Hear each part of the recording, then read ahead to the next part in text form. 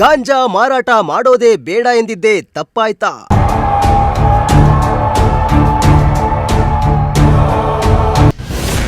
ಅಜ್ಜಿ ತಲೆ ಮೇಲೆ ಸೈಜ್ ಕಲ್ಲು ಎತ್ತಿ ಹಾಕಿ ಕೊಂದೇ ಬಿಟ್ಟ ಮೊಮ್ಮಗ.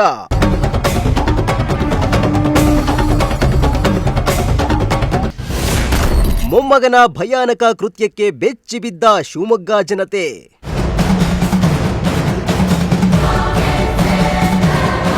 ಶಿವಮೊಗ್ಗ ನಗರದಲ್ಲಿ ಬೆಚ್ಚಿ ಬೀಳಿಸುವಂತಹ ಭೀಕರ ಘಟನೆಯೊಂದು ನಡೆದು ಹೋಗಿದ್ದು ಜನರು ಬೆಚ್ಚಿ ಬಿದ್ದಿದ್ದಾರೆ. ಮೊಮ್ಮಗ ಚೆನ್ನಾಗಿರಲಿ ಅಂತ ಬಯಸಿ ಬುದ್ಧಿ ಹೇಳಿದ್ರು ಪಾಪಿ ಮೊಮ್ಮಗ ಇದೀಗ ತನ್ನ ಸ್ವಂತ ಅಜ್ಜಿಯನ್ನೇ ಕೊಲೆ ಮಾಡಿದ್ದಾನೆ. ಅಷ್ಟಕ್ಕೂ ತನ್ನ ಅಜ್ಜಿಯನ್ನ ಕೊಲೆ ಮಾಡಿದ್ದು ಗಾಂಜಾ ವ್ಯಸನಕ್ಕೆ.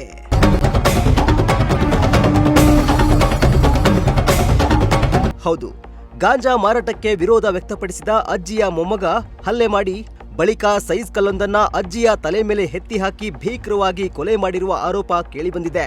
ಈ ಭೀಕರ ಘಟನೆ ಶಿವಮೊಗ್ಗ ನಗರದ ಮಿಳಗಟ್ಟ ವಾರ್ಡಿನ ಆನಂದರಾವ್ ಬಡಾವಣೆಯ ತಕ್ವಾ ಮಸೀದಿ ಎದುರಿನ ರಸ್ತೆಯಲ್ಲಿ ನಡೆದಿದೆ. ಅಜ್ಜಿ ಸುಶೀಲಮ್ಮರನ್ನ ಗಾಂಜಾ ವ್ಯಸನಿ ಆಗಿದ್ದ ಮೊಮ್ಮಗ ಕಿಶೋರ್ ಹತ್ಯೆ ಮಾಡಿದ್ದಾನೆಂದು ಹೇಳಲಾಗ್ತಿದೆ.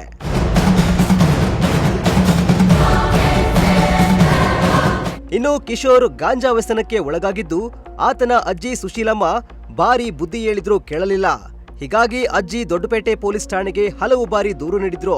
ಆದ್ರೂ ಕೂಡ ಕಿಶೋರ್ ಮಾತ್ರ ಬದಲಾಗಲಿಲ್ಲ. ಹೀಗಾಗಿ ಹೇಗಾದ್ರೂ ಮಾಡಿ ಮೊಮ್ಮಗನನ್ನ ಸರಿ ಮಾಡಬೇಕೆಂದು ನಿನ್ನೆ ಸಂಜೆ ಕೂಡ ದೂರು ನೀಡಲು ಅಜ್ಜಿ ಹೊರಟಿದ್ರು. ಆದ್ರೆ ಅಜ್ಜಿಯನ್ನ ಮೊಮ್ಮಗ ತಡೆದು ಹಲ್ಲೆ ನಡೆಸಿದ್ದಾನೆ. ಅಜ್ಜಿಯನ್ನ ತಳ್ಳಿದ ಪರಿಣಾಮ ವೃದ್ಧೆ ಕೆಳಗೆ ಬಿದ್ದಿದ್ದು ಕೂಡಲೇ ಅಜ್ಜಿಯ ತಲೆ ಮೇಲೆ ಸೈಜ್ ಕಲ್ಲು ಎತ್ತಿ ಹಾಕಿ ಭೀಕರವಾಗಿ ಕೊಲೆ ಮಾಡಿದ್ದಾನೆ.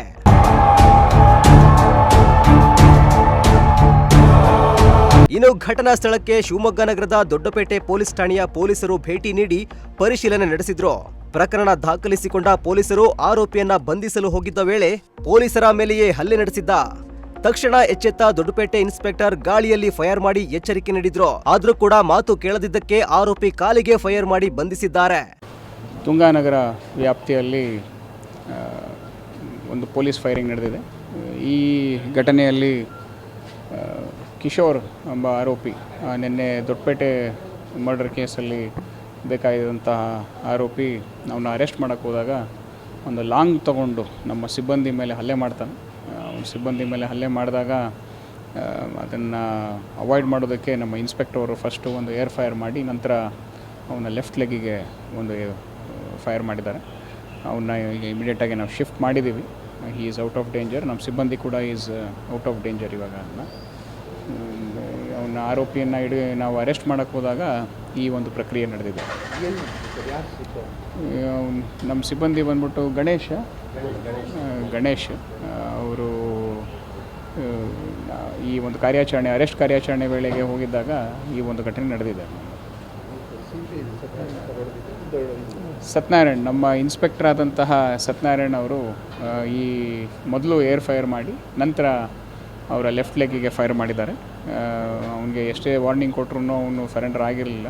ನಮ್ಮ ಸಿಬ್ಬಂದಿ ಮೇಲೆ ಒಂದು ದೊಡ್ಡ ಲಾಂಗ್ ತೊಗೊಂಡೆ ಒಂಚೂರು ಅಟ್ಯಾಕ್ ಮಾಡಿದ್ದಾನೆ ಅವನು. ಸೊ ಆ ನಿಟ್ಟಿನಲ್ಲೇ ಈ ಒಂದು ಕಾರ್ಯಾಚರಣೆ ಮಾಡಿದ್ವಿ. ಇನ್ನು ಶಿವಮೊಗ್ಗ ನಗರದ ಮಿಳಗಟ್ಟ ಹಾಗೂ ಸುತ್ತಮುತ್ತಲಿನ ಪ್ರದೇಶಗಳಲ್ಲಿ ಗಾಂಜಾ ಮಾರಾಟ ಮತ್ತು ವ್ಯಸನದ ಹಾವಳಿ ಹೆಚ್ಚುತ್ತಿರುವ ಬಗ್ಗೆ ಪೊಲೀಸ್ ಇಲಾಖೆಗೆ ಹಲವು ಬಾರಿ ದೂರು ನೀಡಲಾಗಿದೆ. ಆದರೆ ಸಮಸ್ಯೆಗೆ ಶಾಶ್ವತ ಪರಿಹಾರ ಸಿಗದ ಹಿನ್ನೆಲೆಯಲ್ಲಿ ಇದೀಗ ಅಮಾಯಕ ವೃದ್ಧೆಯೊಬ್ಬರು ಜೀವ ಕಳೆದುಕೊಂಡಿರುವುದು ಸಾರ್ವಜನಿಕರ ಆಕ್ರೋಶಕ್ಕೆ ಕಾರಣವಾಗಿದೆ. ಮನೆ ಒಳಗೆ ಏನು ತೊಂದರೆ ಅಂತ ಹೇಳಿಲ್ಲ. ಇವತ್ತು ಮಧ್ಯಾಹ್ನ ಬಂದ ಮೀನು ತಗೊಂಬಂದು ಕೊಟ್ಟ. ಚೆನ್ನಾಗೇ ಇದ್ದಾನೆ. ಏನು ಮಾಡೇನೆ ಏನು ಬಿಟ್ಟೇನೆ ಅಂತ ನನಗೆ ಏನೂ ಗೊತ್ತಿಲ್ಲ. ನನಗೇನನ್ನೋದೇ ಗೊತ್ತಿಲ್ಲ. ಅದು ಯಾರಿಗೆ ಅಂತ ಯಾರಿಗೆ ಮಾಡ್ತಾನೋ ಯಾರಿಗೆ ಬಿಡ್ತಾನೋ ನನಗೂ ಗೊತ್ತಿಲ್ಲ ಸರ್. ನಾನು ಮೊನ್ನೆ ಮಕ್ಳು ಕರ್ಕೊಂಡು ಹೋಗಿ ನೆನ್ನೆಲ್ಲ ಅಲ್ಲೇ ಇದ್ದಾನೆ. ಇವತ್ತು ಅಲ್ಲೇ ಇದ್ದು ಬಂದೇನೆ.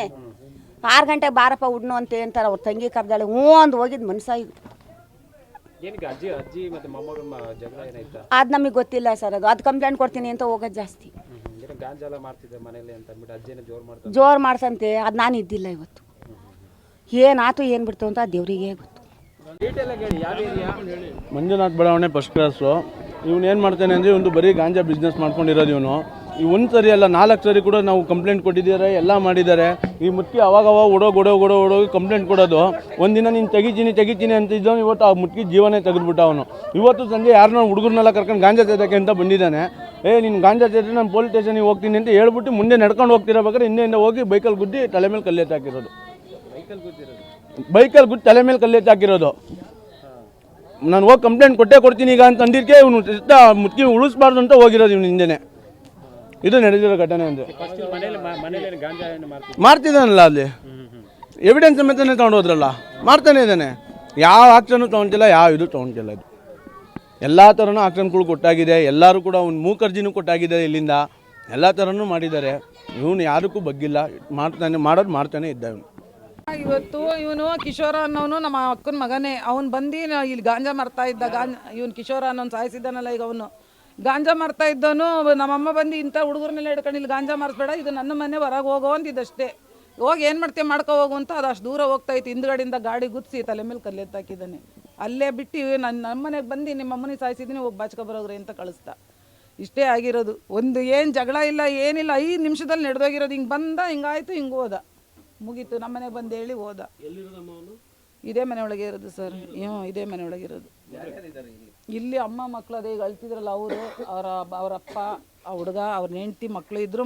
ಹೆಂಡ್ತಿನೂ 2-3 ದಿನದಿಂದ ಕಳಿಸಿದ್ದೀವಿ. ಹೆಂಡ್ತಿಗೂ ಕೊಲೆ ಮಾಡೋಕೆ ಹೋಗಿದ್ದ, ಅವಳನ್ನ ಅಡ್ಮಿಂಟ್ ಮಾಡಿ ಹಂಗೆ ಊರಿಗೆ ಕಳಿಸಿದ್ದೀವಿ. ಗಾಂಜಾ ಮಾರಬಾರ್ದು ಅನ್ನೋದೇ ನಮ್ದೊಂದು ಕಂಪ್ಲೇಂಟ್. ಸಣ್ಣ ಮಕ್ಕಳೆಲ್ಲ ಹಾಳಾಗ್ತಾರೆ ಅಂತ ನಮಗೆ ಬಂದು ಹೇಳ್ತಾರೆ. ನಾವು ಬಂದು ಇವನಿಗೆ ಬುದ್ಧಿ ಹೇಳೋಕೆ ಹೋದರೆ ಇವನು ನಾನು ಮಾರೋದೇ ಅದು, ನೀವೇನು ಮಾಡ್ಕೊಂತೀರ ಮಾಡ್ಕೊಳ್ರಿ ಅಂತ ಕಂಪ್ಲೇಂಟ್ ಕೊಡ್ತೀವಿ ಅಂತ ಹೋದ್ವಿ. ಹೋಗಿದ್ದೇ ಬಂದಿದ್ದು. ಇನ್ನಾದರೂ ಪೊಲೀಸ್ ಇಲಾಖೆ ಕಠಿಣ ಕ್ರಮ ಕೈಗೊಳ್ಳುವ ಮೂಲಕ ಶಿವಮೊಗ್ಗ ಜಿಲ್ಲೆಯಲ್ಲಿ ಮಾದಕ ವಸ್ತುಗಳ ಮಾರಾಟ ಹಾಗೂ ಮಾದಕ ವ್ಯಸನಕ್ಕೆ ಬ್ರೇಕ್ ಹಾಕಬೇಕಿದೆ. Bureau report, Prajashakti TV, Shivamogga.